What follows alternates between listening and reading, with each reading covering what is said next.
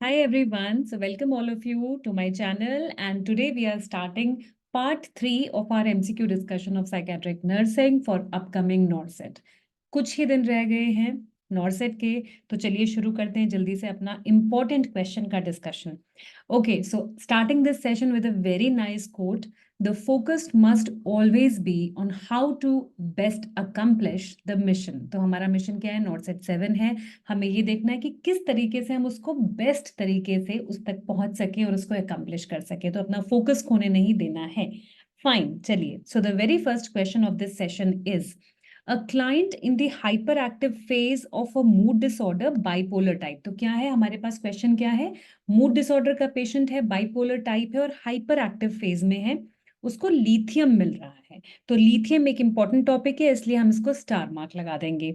A nurse identifies that the client's lithium blood level is 1.8 milliequivalent per litre. अब हमें यहाँ पे lithium का, सीरम लिथियम की वैल्यू दी है। अब इस वैल्यू को देखते ही हमारे दिमाग में आ जाना चाहिए कि नॉर्मल वैल्यूज क्या हैं। नॉर्मल वैल्यूज हैं 0.6 टू 1.2 या फिर 0.5 टू 1.5। ये हमारी नॉर्मल वैल्यूज हैं। तो इतना अगर आपके दिमाग में आ गया तो आपने देखा कि अच्छा वैल्यूज नॉर्मल नहीं है। अब आगे चलते हैं। What is the most appropriate nursing action? Now, let us read the options. Continue the usual dose of lithium and note any adverse reactions. हमें पता है कि लिथियम की अगर लेवल जरा सा भी ऊपर गए तो it can cause lithium toxicity which is a fatal condition, which can be a fatal condition. तो हम ये तो नहीं करेंगे। Discontinue the drug until the lithium serum level drops to 0.5 milli equivalent per liter. So this is also seems irrelevant, क्योंकि ऐसे एकदम से मतलब 0.5 तक जो लेवल्स हैं उनको ड्रॉप करना is also not good. Ask the health care provider to increase the dose of lithium because the blood lithium level is too low. No, level तो ऑलरेडी ज्यादा है। Hold the drug, notify the healthcare provider immediately because the blood lithium level may be toxic. तो क्योंकि हमने मेरे sessions में I have already told you, बहुत बार हमने पढ़ा है कि लिथियम क्या है, लिथियम से रिलेटेड चीजें क्या है, उसके नॉर्मल लेवल क्या है। तो हमारा जो आंसर है, आप सही से इस आंसर पे पहुंच सकते हो and the option D is the right answer. ऐसे में ड्रग की डोज को होल्ड करना, इमीडिएटली इन्फॉर्म करना, और क्योंकि लिथियम टॉक्सिसिटी हो चुकी है। फाइन, नेक्स्ट क्वेश्चन पे चलते हैं। Olanzapine. Olanzapine is prescribed for a client with bipolar disorder का पेशेंट है, मेनिक एपिसोड में है। What cautionary advice should the nurse give to this patient? Olanzapine चल रहा है पेशेंट को, क्या एडवाइस दी जाएगी इस पेशेंट को? Seat up slowly, report double vision, मतलब अगर डबल विजन हो तो रिपोर्ट करो, इंक्रीज्ड सलाइवेशन, या फिर मेडिकेशन को एम्प्टी स्टमक लेना है। देखो ओलेंजापाइन के साथ हम कुछ चीजें समझ लेते हैं। सबसे पहली चीज क्या है? ओलेंजापाइन के साथ डबल विजन नहीं होता है, ब्लर्ड विजन हो सकता है। ब्लर्ड विजन हो सकता है। इसके साथ क्या है? सलाइवेशन डिक्रीज हो जाता है। एंटीकोलिनर्जिक इफेक्ट है जिसकी वजह से सलाइवेशन डिक्रीज हो जाता है। And it can cause nausea and a little bit of abdominal discomfort. तो इसको मील्स के साथ लेना है, मील से पहले नहीं लेना है। तो सीधे सीधे हमारा आंसर कहाँ गया? And it can cause orthostatic hypotension. It can cause orthostatic hypotension. तो हमारा आंसर है ऑप्शन ए, क्योंकि अगर पेशेंट को ऑर्थोस्टैटिक हाइपोटेंशन हो सकता है तो पेशेंट को हमें इन्फॉर्म करना है, सिखाना है, समझाना है that you have to sit up slowly, get up slowly. Okay, so option A is the right answer. Next है हमारे पास question, a client with diagnosis of bipolar disorder, depressive episode में है, बाइपोलर है, डिप्रेसिव में है, has been hospitalised on a psychiatric unit for 1 week. What is the most appropriate activity for this patient? देखो bipolar disorder का patient है, depressive episode में है, किस तरीके का होगा? सारी उसकी एक्टिविटीज कम हो चुकी होंगी, कॉन्सेंट्रेशन अच्छा नहीं होगा, उसका कुछ करने का मन नहीं करेगा, एनर्जी नहीं होगी। अब आपको कोई एक्टिविटी प्लान करनी है इस पेशेंट के लिए। कंप्लीट अ जिग्सॉ पजल अलोन, एक पजल है उसको कंप्लीट करना है अकेले। नो, क्योंकि इसके लिए बहुत सारा एफर्ट चाहिए, बहुत सारा कंसंट्रेशन चाहिए, patient will not be able to do this. Play a game of cards with several other patients, नहीं कर पाएगा, क्योंकि यहाँ पे क्या है, पेशेंट इतने उस फेज में नहीं है, उस स्टेट ऑफ माइंड में नहीं है कि वो दूसरे लोगों के साथ एक अच्छा आईपीआर बना सके। Talk with the nurse several times during the day. अब होता क्या है देखो, 1 to 1 बेसिस पे अटेंशन यहाँ पे पेशेंट को चाहिए, डिप्रेसिव जो हमारा पेशेंट है। तो this can be our answer. Fourth option एक बार देख लेते हैं, engage in a game of ping pong with another client. तो ये भी एनर्जी पेशेंट के पास नहीं है कि कोई भी फिजिकल एक्टिविटी या कोई भी ऐसा खेल खेले जिसमें कि उसको भागना दौड़ना हो। तो हमारा आंसर क्या हुआ, ऑप्शन सी हमारा आंसर हुआ, क्योंकि डिप्रेसिव पेशेंट में बहुत जरूरी है पेशेंट से बात करना, पेशेंट को थोड़ा सा the nurse has to be available for the patient, और 1 to 1 यहाँ पे लोगों का इन्वॉल्वमेंट नहीं चाहिए, यहाँ पे 1 to 1 बेसिस पे पेशेंट के साथ काम करना है।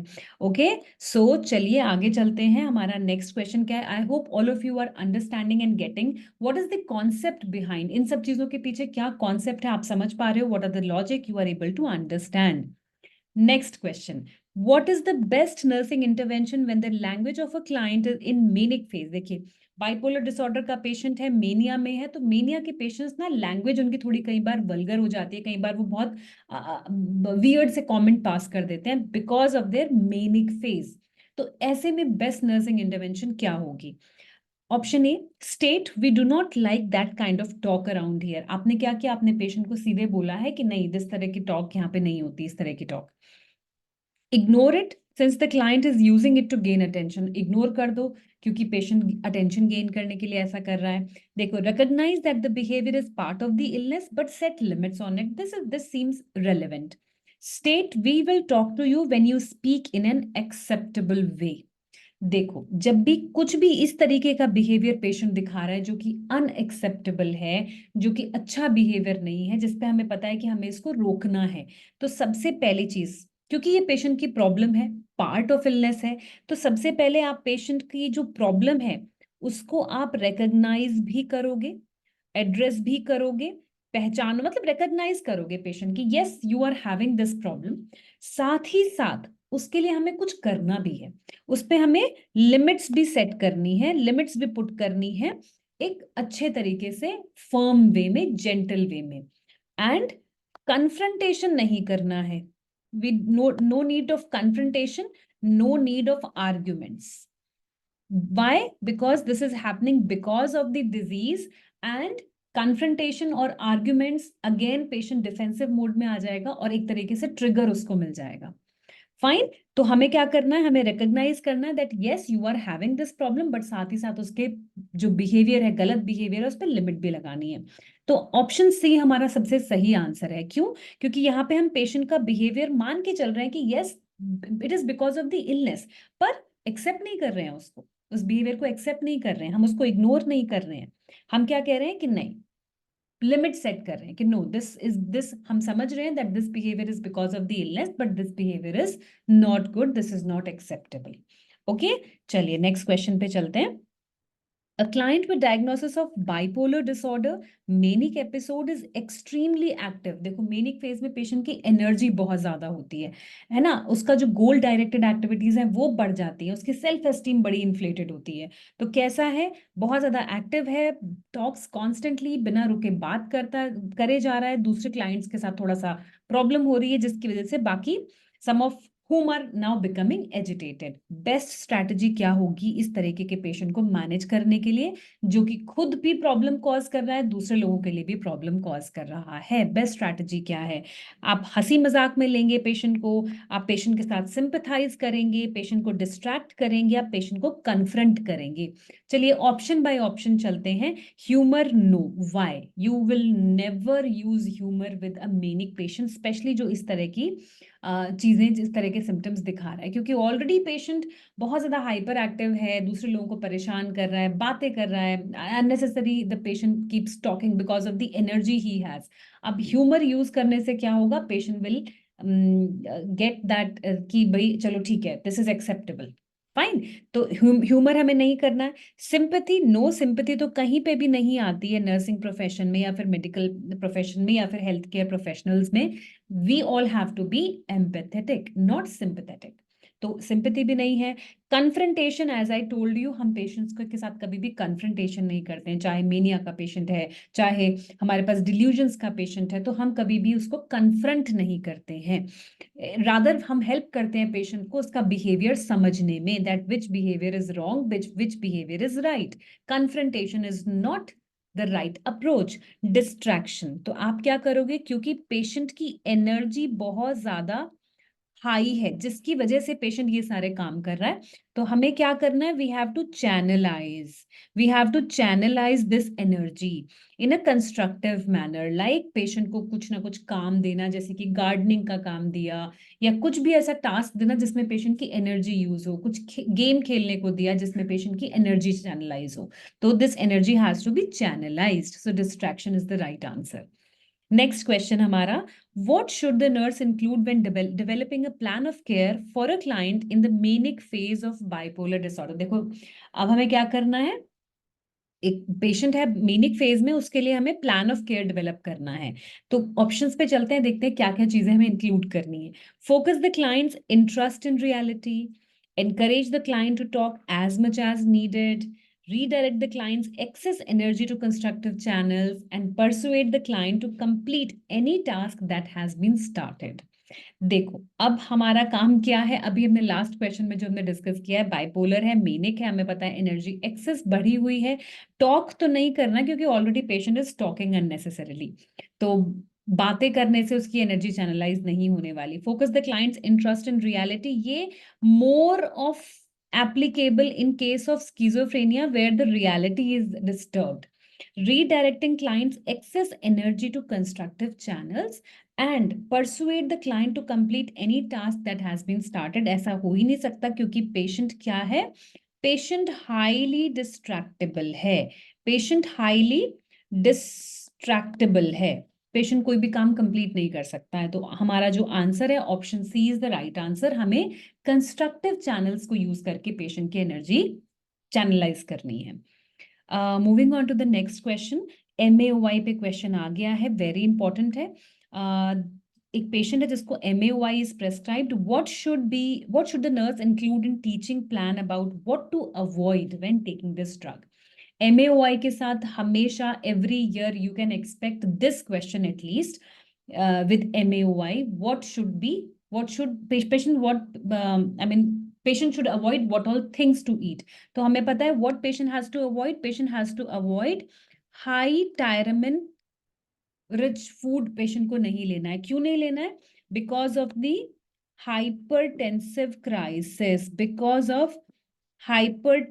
crisis, या फिर क्या बोलते हैं, चीज रिएक्शन बोलते हैं। तो ये चीजें आपको याद रखनी है, ये क्वेश्चन हर बार आता है, every year. So ingesting aged cheese, yes, this is the answer क्योंकि this is high tyramine food content.